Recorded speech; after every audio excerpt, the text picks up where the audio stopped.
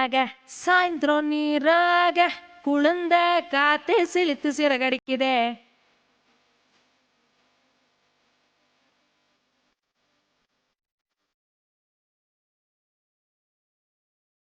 மத்த நாட்டு சுவையெல்லாமே ஒத்த வேலை உடைய போல சுத்தமான நம்மூர் சுவையோ ஆத்தா தந்த உசுர போல ஊட்டி பாசம் கொட்டி சமைச்சது திண்டுக்கல்லு தலப்பா கட்டி நெய்யூத்தி நேசம் கொட்டி இழுக்குது திண்டுக்கல்லு தலப்பா கட்டி.